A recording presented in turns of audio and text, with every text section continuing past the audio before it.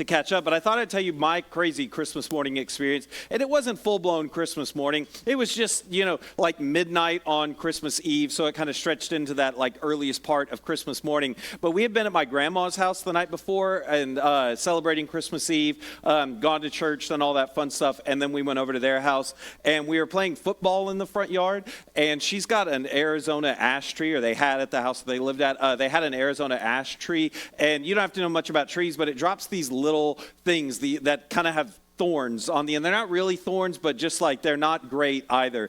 And I decided to play football that day barefoot, not thinking about it. And as long as I was running around in the grass, I had no idea that I had all these things that were sticking in my foot and then breaking off. But the moment I stepped on concrete, oh my goodness, I felt every bit of those. And I looked down and my little 7-year-old feet were just covered in these thorns, just black spots everywhere where these Arizona ash droppings had stuck in my foot and then broken off, and I couldn't walk. And we did all the things that you would think you might do in that moment, which was basically my mom put a needle over a lighter because that would sanitize it, right? Like that's what you do. And then she tried to dig a few of those out, and I was like, I'll give you the information, just stop torturing me, right? Like I've had enough. I'm not going to protect anyone any longer. You can take the dossier. I'm good. And then we went to the emergency room, and the lady there put on like whatever special optics she needed to be able to see, and she just carefully, one by one, took all of them out, and then I could walk out of there. And it was a pretty crazy Christmas Eve experience. I'd say 1 star, right? Like, don't do that. That is not ideal, the way that you want to spend your Christmas Eve or Christmas morning. But let me tell you how you should spend your Christmas Eve, right? You should come to Third Coast next week. We'd love to see you. It'd be great. No ER trips afterwards, I promise. It'll be a great thing. We'd love to see you. So, and then tonight, man, this microphone is just driving me crazy this morning. All right, there you go. Microphone, stay put. Tonight, you are invited to our house. We've said this a couple of times over the last few weeks. Would love to see you. 4 to 6 o'clock tonight. Just drop by, grab a cookie. We'd love to wish you Merry Christmas. There is our address. We live in Flower Bluff, and so if you want to drop by this afternoon, we are inviting you all. And somebody did have a question about the attire, right? Like, what should you wear today? Which is a very valid question. Let me tell you, here's the attire. You may want to write this down. Sunday afternoon casual, all right? Is that specific enough? Sunday afternoon casual. And you might say, but that's sometimes like shorts. That's fine. Come on over. That may be flip-flops. Sometimes we're in our pajama. Like, that's fine, like, to a point, I guess. Yeah, no, you'll figure it out. Sunday afternoon casual, just come on over. Where it's not a big to-do. We just would love to see you and wish you Merry Christmas. All right, perfect. That, I think, is all the announcements I've got. Today is a special day in our family, like my extended family. Today is my dad's birthday. He's not here, so you don't have to applaud. I don't even think he listens to my sermon, so it won't matter, all right? Like, he's like, I've heard it. They're fine. But I say that because this week I was mailing my dad a birthday card, so I'd gotten the birthday card, and I was doing my best to make sure to get there on time. And so I got the card, and I realized we didn't have any stamps at the house. And so I had to go to the post office, which is not all that big of a deal. But I went to the post office right at the moment when it started raining on Thursday. And like the rain in Flower Bluff at that moment was not like a drizzle. It was not a mist. It was huge, huge droplets of water that were coming down. And so I had this card, and I'm like, I don't want the card to get all wet. So I had stuck the card kind of in my jacket, so it's getting all like wrinkled up as I'm like getting out of the car and walking in, and there's still water getting down through my hood and into it. So like the card is kind of a mess. And you know how like when you open the car door, it doesn't matter how long it's open, like seems like all the rain comes in. So like my front seat is now sopping wet. The driver's side door is sopping wet. I've gone in, I've bought a stamp, I'm coming back out, and I like take my hood off, and just water's everywhere in my car. It's all over my face. My glasses are fogged up, and I'm just cracking up at that moment at like how ridiculous I look. And I was thinking, nobody else would get a stamp this day, right? Like anybody else in my life would not get their birthday card delivered on time. I wouldn't care, but I would do that for my dad. Right? I would do that. I'd go and I'd get him a stamp. I would go in the rain. I would get my car all wet, because that's what you do, right? Maybe you've had those moments as you're getting things ready for Christmas this year where you've kind of stopped and laughed or just thought to yourself, much as I did in my car that day, so that we do the craziest things for the people that we love, right? We do extraordinary things for the people that we love. And some of the things around Christmas, okay, let's be honest, some of them might even be a little self-serving. Some of them might be materialistic. Some of them might even be a little bit based on guilt, like, oh, if I don't do this, then something bad is going to happen. But I think deep down, beneath all of those things, some of the wild things that we do, some of the things that we stay up for, some of the things that we buy, some of the long nights that we might spend preparing things, those things deep down are rooted in our love for our family or our friends or the people we care about the most. And when you care about those people, guess what? We will do some extraordinary things for the people that we love. And you know why that is? Because much as J-Lo might disagree, love is not free. It actually does have a cost, right? Love costs us. And the people that we love, we are willing to pay great costs for the love that we would demonstrate for them. And we would hope that they would reciprocate, that they would love us enough that they would be willing to pay as well, because love, we recognize, inherently has a cost to it. It is not free. Love has a cost. Today, we have lit the candle of love for Advent. We talked about hope, we've talked about peace, we've talked about joy over the last couple of weeks, and today we talk about love. And the same that we've done over the last few weeks, we're going to continue to do today. We're going to look at an episode from the life of Abraham. We are nearly through Abraham's life. We've got this week and next week. And we're going to talk about a story from the life of Abraham. And then we're going to see how that points us forward towards Jesus and ultimately how it connects to Advent and today's theme of love. But today's story does not start off the way we might expect any old love story to start off with. And so we're going to read a few verses of Scripture, and then we are going to talk about it. We'll kind of walk through the story. But this is how the story starts. Sarah lived, that is Abraham's wife. Sarah lived 127 years, and these were the years of the life of Sarah. And Sarah died. Not the greatest start to a love story, is it, right? Not the way that we might think all love stories would start. But it says that Sarah died and Abraham went in to mourn for Sarah and to weep for her. You see, maybe as we think about love, we might think about all sorts of warm feelings, and we might think about all those special moments that are captured in movies or written on cards or poems are written about. But the place that we begin as a reminder today about love is that the price of love is oftentimes vulnerability. The price of love is oftentimes vulnerability. We pick up our story today. We've seen so many things in the life of Abraham. Abraham and Sarah have endured so much. They have followed God by faith. They have had all sorts of trials. They've had all sorts of celebrations. They've waited to have a son, and they have a son. And then last week's story, we read about how God asked Abraham to go and sacrifice Isaac, and then ultimately provides a replacement for that sacrifice. We see all of these amazing things in their life, but we have reached the end of Sarah's life. And throughout all that they had experienced together, the moments that they had oftentimes wept together, that they had celebrated together, the moments where they had disobeyed God's instructions together, and then the moments where God had given them new promises together, Sarah has reached the end of her life. And we see Abraham does exactly what we would expect any of us to do. Abraham goes in to mourn for her. And Abraham weeps for her, because that's oftentimes what love looks like. And when we think about love, one of the things that we remember right at the first is that love means vulnerability. To love somebody else means that we give up our heart to them. We give control of our heart to other people. It means we open ourselves up to pain and to loss.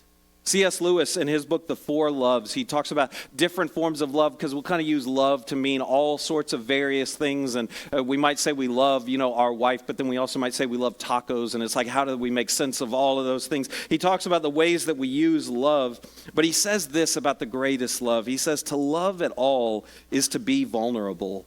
Love anything and your heart will be wrung and possibly broken. If you want to make sure of keeping it intact, you must give it to no one, because love means vulnerability. And some of us in here, maybe that is something that we have experienced here at this Christmas season.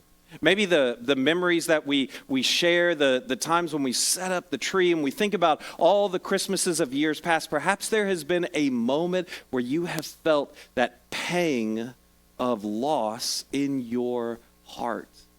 And at first glance, that feels so incompatible with love. Love feels like the thing that should make us warm. It should feel like the thing that makes us glow. Love is a great thing, and yet all of us know that the things that we have loved in our life so oftentimes open us up to pain. And they open us up to vulnerability. And they open us up to what we see here with Abraham, which is grief. I heard a definition of grief a few years ago that I think is my favorite definition. It helps me make sense of exactly what grief is and to say that you're grieving. The definition is this: grief is love with no place to go. Grief is love with no place to go. And if you've ever grieved over someone, that probably hits you well. Like, you understand. It's in that moment when you're grieving and you're like, I've got all this love that I want to give to that person, and yet it can't go anywhere because they're no longer with us. Like, I've got so much love that I want to show them. I want to demonstrate. I want to remind them of how much I care about them, but there's just no place for it to go.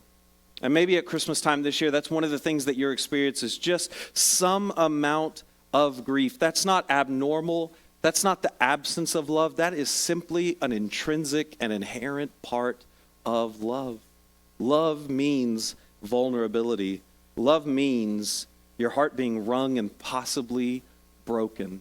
That is included in love, and that's what we see here in the story of Abraham and Sarah. They lived a long life together. They had followed God together. They had experienced some of the greatest joys imaginable, and yet at the end of Sarah's life, we see Abraham with a whole lot of love that has no place to go. Abraham goes in to mourn for her and weeps for her. But love doesn't stop at vulnerability. Love also means service for the people in our life. It means serving, like in the sense of I am looking out for the interests of other people. The people that you love, you do this for all the time. That you put their needs ahead of your own, sometimes even to your own detriment. Like, there may be things that you would need to do for yourself, but because I love you, I am going to look out for your needs ahead of my own, even if it might be hurtful to me, even if it might not be the best thing that I would naturally want, because that's what love means. Love means serving others, looking out for their interests. And what we see in the story of Abraham, the very next verse, it says, "And Abraham rose up from before his dead and said to the Hittites, I am a sojourner and a foreigner among you. Give me property among you for a burying place, that I may bury my dead out of my sight." Abraham has lost his wife. Abraham is grieving his wife. He's weeping. He's mourning for her. But it says that at some point he gets up. And I love that. It says that he rises up, which is what we all feel, that sitting down, that just collapsing. Abraham rises up from that, and he has to go work on some things. He's got to go find a tomb for his wife. You see, Abraham, he reminds us in this verse, but as we well know, although God had promised him the land wasn't his just yet. God had said, you are going to have this land, your people are going to live in this land, but Abraham hadn't taken possession of the land. He lived there, but there are some things that are different from being somebody who just resides in a place to somebody who this is their land, and we find one of those moments here. Abraham does not have a place to bury his family. Abraham doesn't have a place that can be their resting place, that their ancestors can all come to, that they can remember their family members who have died before them. Abraham does not have a tomb. And so Abraham, in the midst of his mourning and in the midst of his grief, has to look out for the interests of his family members. Even though he probably wanted to sit down, even though he probably just wanted to stay in that collapsed pile, Abraham has to think about, where am I going to bury my wife Sarah? Where are we going to bury the rest of my family members? Where are they going to come back and they are going to be able to celebrate the lives of their ancestors? It's Abraham, it says, goes to the Hittites. Those would have been the people living around him. And he tells them, please give me some property among you that I can bury my dead. Give me a place that I can lay my wife to rest and that ultimately can be for my family. See, this is what love looks like, is love looks like service. It looks like looking out for the interests of other people, even above your own. But love doesn't just end at vulnerability, and love doesn't end at service. Love also includes sacrifice.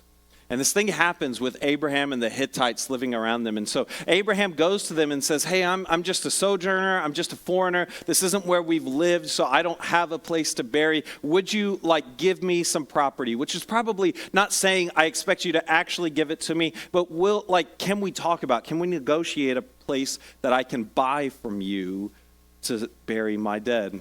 And the Hittites that are around him, they recognize that God has been with him. They know that God has blessed him. And so they say, you can pick from any of our tombs. We'll give you the choicest of our tombs. Feel free to bury your wife in any of our tombs. But Abraham says, no, that's not what I'm looking for. I don't want to bury my wife amongst your tombs. I don't want to pick from your land and just borrow it for a while. I am actually wanting to buy a place. I want us to have our own place. I want us to have land that is for our family. And so this negotiation begins. And Abraham says, hey, I want to speak to this man Ephron, who would have been one of their elders. And they have this public negotiation about the land. And it's kind of interesting to read it. We get kind of a picture into ancient Near East customs of bartering going back and forth. And there's a lot of deference and bowing before one another.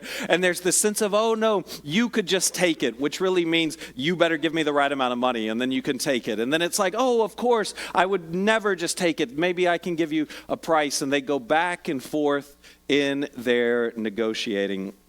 But eventually, this is how they arrive on the field. It says that, and Abraham said to Ephron in the hearing of the people of the land, but if you will, hear me, I give the price of the field. Accept it from me that I may bury my dead there. And Ephron answered Abraham, my Lord, listen to me. A piece of land worth 400 shekels of silver? What is that between you and me? Bury your dead. I love that. It's almost like, oh, come on, there's no price. But I mean, if there was a price, it's exactly 400 shekels. But I mean, it's like, just what is that? No, I mean, who knows? Who could even know the appraised value of this land except that it's exactly 400 shekels? What is that between friends? You can bury your dead there. But then Abraham says, he listened to Ephron. And Abraham weighed out for him the silver that he had named in the hearing of the Hittites, 400 shekels of silver, according to the weights current among the merchants. And though this may seem insignificant, this is the first piece of property that Abraham truly owns in the land that God had promised them. This is the very first deeded property right here in the midst of his grieving, in the midst of his mourning. He and his family now own land in the land that God had promised them. But the negotiation is a fascinating thing because they don't want to necessarily sell it to him. They're fine to keep all the land and just have this person who might be indebted to them and say, well, we let you borrow a tomb. But Abraham is insistent, no, I'm going to buy it. And so they work out this price. And the price, most scholars would say, this is an inflated price, right? This is clearly a seller's market. I don't know how many tombs were available, but Ephron is getting the better deal here. And Abraham does not even try and negotiate. He doesn't say 400, come on, it's only, that's a 200 shekel tomb, man. None of that, right? He hears the price, and he immediately takes out the money and weighs it out. And the entire time, it is all done publicly. He negotiates in front of other people. He weighs out the money in front of other people, and he does it according to the current weights and measures of the people, because Abraham wants there to be no question later on in life He doesn't want down through the ages for his descendants to say, actually, we sold that at a discount, and so really that's our tomb. No, none of that would happen. He wanted it to be so publicly known that this was his family's burial place. And so Abraham is willing to pay above market value. Abraham is willing to go above and beyond. Abraham is willing to sacrifice for this tomb. Because that's what love does. Love sacrifices. You don't get love on the cheap. Love doesn't negotiate for the best value. That's not what love does. Love says, I would give all for those that I love. Love sacrifices for others. And in this instance, Abraham might have been able to keep some of his fortune. Abraham might have been able to keep a few resources. In fact, Abraham might have been able to just say, you know what? Sarah doesn't really care. She's already dead. Yeah, let's just put her in one of your Hittite tombs and go down the way. But that's not what love does. Abraham is thinking both about his wife as well as his descendants, that it's important for us to have our place where our people can be buried. So Abraham buys this field with a cave, and that cave is still there today. And in fact, you can go and visit it. It's one of the most holy, recognized places in all of Israel. This is what it looks like today. I don't think that that's how it looked when Abraham was buying it. Otherwise, it probably was worth 400 shekels. Like, man, it's already got this building. I think that was added later. I think that wasn't there. It's just a field back when. But it has remained the burial site for Abraham's family. In fact, this is where Abraham is buried just a few chapters later. This is where Isaac was buried. This is where Jacob is buried. We see it mentioned throughout the book of Genesis, and when Joseph's bones are brought back from Egypt at the beginning of Exodus, pretty sure that this is where he is buried as well. What he bought so long ago, what he paid above market price for, is recognized as the tomb of Abraham that he bought from Ephron the Hittite. His love sacrifices, love pays above and beyond. And my friends, today is the Sunday where we celebrate love at Advent. And the reason we do that is because at Advent we celebrate that love has come to earth. You see, the most famous verse that all of us know, whether you've grown up in church or not, you've at some point in your life heard John 3:16, right? You've heard this verse, and you know even how it starts. For God so loved the world that he gave his son. This is why at Christmas time we exchange gifts with one another, because we remember the giving God that we worship. And God gave, not just any old thing, God gave us his very son at Christmas. He gave the best gift that he could ever give. And John 3:16 reminds us of why he did that. Because of his love. For God so loved the world. Not just a few people, not just, the people that were alive right then, not just the Jews in Israel that they had this covenant. No, God so loved the entire world. Everyone who had lived and everyone who would come after. For God so loved the world that he gave his son to this world. It's an amazing thing.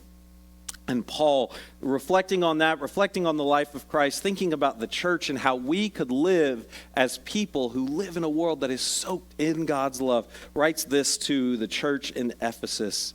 He wrote to them many years after Christ's birth, but he wrote to them, "Therefore, be imitators of God as beloved children, and walk in love as Christ loved us and gave himself up for us, a fragrant offering and sacrifice to God." So Paul tells us we should walk in love just as Christ loved us. And we've said that love has a cost, but I wonder, how do we measure just how great and how costly and how amazing and how wonderful this love is? We know it, but how could you ever put words to exactly how great the love of Christ is? How would we define that standard? If we're supposed to love as Christ loved us and walk in love, how could we ever decide or determine the love that Christ has for us? Well, one of the ways that we might be able to identify the depth of Christ's love is we might ask ourselves, what is it that Christ sacrificed in his love? What is it that Christ sacrificed? And we look in Ephesians 5, and what does it say? What did he sacrifice? He gave himself up for us. That is, he gave himself. We want to know the depth of Christ's love and how great Christ's love is for you. You can know that Christ came to earth to give himself up for you. That is the depth of his love. He didn't just give you part of his life. He gave you his entire life. That is what Christ sacrificed for us. But we might think, you know what, sometimes I do things out of love, and I'm kind of doing it because there's like a reward for me in it, right? Like there's something good that's going to come out of it for me. And so maybe we might say, okay, but yeah, maybe Christ sacrificed all that, but what reward did he get out of it, right? What could we give him? And again, as we read in Ephesians 5, no. He gave himself up for us. There was no, he gave himself up for himself and also for us. No, Christ gave of himself for us entirely. There was no reward that we could offer him. There was no benefit that we could give him. He gave himself up. He sacrificed himself for us. But that doesn't mean that there's no benefit to Christ's sacrifice. No, in fact, we might ask, how great is this love? We might measure it by saying, okay, well, what is it that we get out of it? What is the benefit that we receive? And the answer to that, it's written there in that very beginning. We are now the beloved children. Because of Christ's death, because of his sacrifice for us, we are the beloved children of God. We are adopted into God's family. We aren't just the servants of God. We aren't just the ones who sleep outside of God's house. No, we are the beloved children of God. We are welcomed into the Father's house. So you want to know what benefit we get from Christ's death? Why it is so great a love? What do we get from it? We get everything. We get everything. We get all the things that we've talked about: hope, confidence in the future because of what God has done for us. We get peace, confidence in our relationship, knowing that we can be in right standing with God. We get joy, confidence, knowing that God is a good God, that he is in control, and that he wants what's best. We get hope, we get joy, we get peace, we get the love of God. What do we get from it? How great is this love? We get everything because of Christ's love for us. And that is a fantastic gift. But like all gifts, you might be thinking, but there's got to be some catch to it. Well, not a catch, but there is a command. And it's not a catch. It's not a trick. It is the entry into the best kind of life. So look at what Paul says there. I want you to be imitators of God. I want you to walk in love. You see, Paul's point isn't that just that God loves us, though he does. It isn't just how incredible Christ's love is for us, though it is amazing and wonderful. Paul's point is that, look, because Christ loved you, you should walk in love. And because Christ loved you, you ought to imitate the kind of life that Christ lived. You ought to be imitators of God. That is how you express love. That is how you receive love, is because you imitate God. You imitate him in his love. That's what we're called to do. As we celebrate love today, we not only receive the gift of love from God, but we remember that we have been called to walk in love, to be imitators of God, and to love others as well. Unfortunately, I think that is incredibly easy to find some ways to do that at Christmas time, because this is the moment where you spend more time than ever with your family, right? This is the time when you are cooped up in cars and houses, and so there are naturally going to be some friction moments sometimes in your family. That's just going to happen. And it's at those friction moments that I think we get to demonstrate the best how to be imitators of God. I mean, it's really easy to be an imitator of God and to walk in love when your children go to bed on time, when the house is clean, when everybody's doing exactly what you want, right? Yeah, that's the time I'm the most loving. I love everyone in that moment. They are doing exactly what I want. But what we know about the love of God is that God loved us even when we were at our very worst.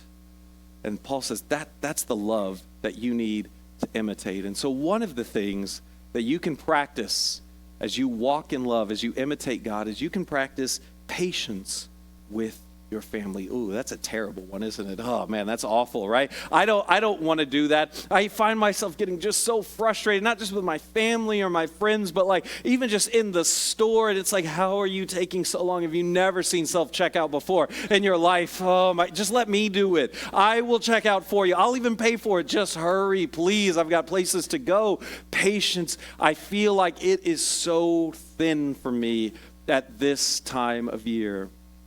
And if you struggle with that as well, maybe one of the things that we can remember are these words together, that I can bear with you because Christ can bear with me. That's what patience means, right? This is the way that we imitate God. This is the way that we walk in love, is even if we have to say out loud, listen, I can have patience. I can bear with you, and you know why I can do that? Not because I'm some great person. I can bear with you because Christ can bear with me. And Christ can deal with me in all of my frustrating stupidity. That Christ can deal with me when I don't act the way that I should. He can deal with me. He can bear with me. And so, you know how I can imitate that? I can bear with you. I can practice patience. I can bear with you because Christ can bear with me. The other thing we can practice is forgiveness. Because again, there's going to be friction moments. You're probably never going to do anything wrong, but the people around you are going to do lots of things wrong over the next few weeks. They are going to frustrate you. They are going to do some things that are worthy of forgiveness. And you know what we can do in those moments is we can forgive freely and easily. You know what failing to forgive really is? It's holding somebody in a debt position. That's what failing to forgive is. You see, when somebody has wronged us, we've been hurt. And so what we do is we hold them in this spot where we want them to have to pay up, right? And so you don't get my very best. You don't get the joy that we might be able to experience. I'm going to withhold that because I feel like you owe me something. That's what failing to forgive is. But forgiving says, I release you from that debt. You don't owe me anything anymore. We're back square one another. And we can do that, my friends. We can forgive, and we can erase the debts of those around us. And you know why we can do that? Because Christ has erased my debt. And one of the stories of Jesus and his disciples, they're asking him, how many times should I forgive? And you've probably heard this at some point, should I forgive 7 times? And they think they're giving a great answer. And Jesus says, no, 70 times 7, like some unfathomable number. That's how many times you should forgive. And then he tells them a story, and it's about a king who forgives the debts that are unpayable. And my friends, that's us. We have been forgiven an incredible debt. Why would we hold the people around us hostage to the wrongs that they have committed, the times that they have been frustrating? Let's forgive. Let's let those debts go. And we do that because we are called to be imitators of God and to walk in love. And the last thing we can do is we can celebrate the people in our lives. And I think this can be one of those things that's so hard for us to do as we maybe look on social media and we see what other people are doing for Christmas, or we see some decorations, or you know, just whatever the case may be. It can sometimes be hard to celebrate others because it feels like if I raise you up, it's like I'm pushing myself down. But when we celebrate others, you know what we're remembering? Is that I can lift you up because Christ has lifted me up. Because Christ has loved me, because Christ has chosen me, because Christ loves me and lifts me up. Man, I can do the same for you as well, that I don't have to withhold praise. I don't have to withhold celebration of you. I can celebrate you, and I can cheer you on, and I can rejoice alongside of you. And you know why I can do that? Because of the love of Christ, that it has been lavished on me. I can celebrate with you, and I can lift you up because Christ has lifted me up.